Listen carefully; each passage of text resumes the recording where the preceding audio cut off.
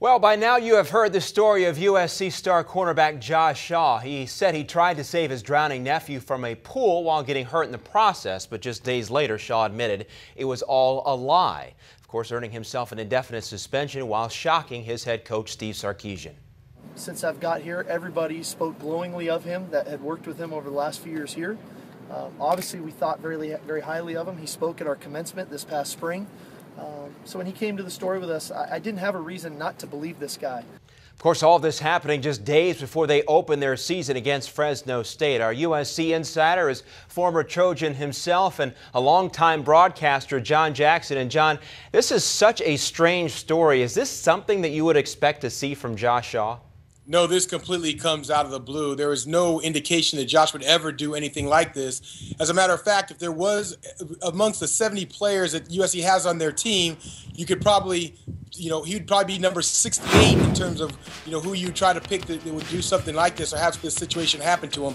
It's very unfortunate. And remember, even going back to Josh Shaw's career, he's always been the one to sacrifice. He moved from safety to corner. When he first came to USC, he's still been at that position, even though he's coming back for his senior year of eligibility when he could have went to the draft last year. This is just so uncharacteristic of him. That's why the Trojans were really caught off guard. It may not be the same Fresno State team without Derek Carr, but the Bulldogs like to throw the football around. How will Shaw's absence affect the defense, especially in the secondary?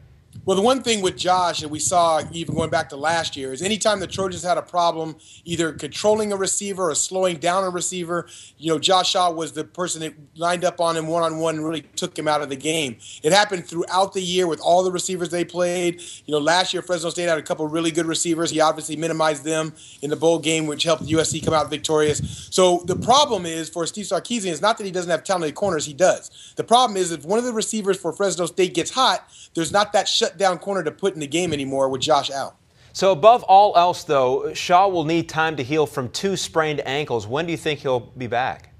Well, that's really the biggest impact of this whole situation for me. I can get over being a former player and knowing Josh as a person. I can get over the fact that he lied or the fact that, whatever went on that night that, that he was obviously ashamed of, that didn't want to, come out and reveal immediately, in terms of, telling the truth about this story. I can get over all of that.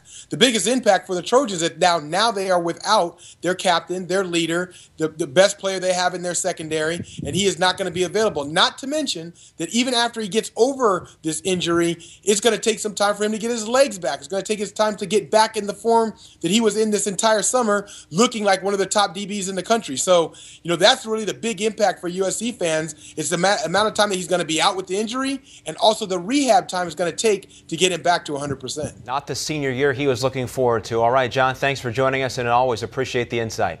No problem, anytime. For the latest in college football news, stay close to CampusInsiders.com.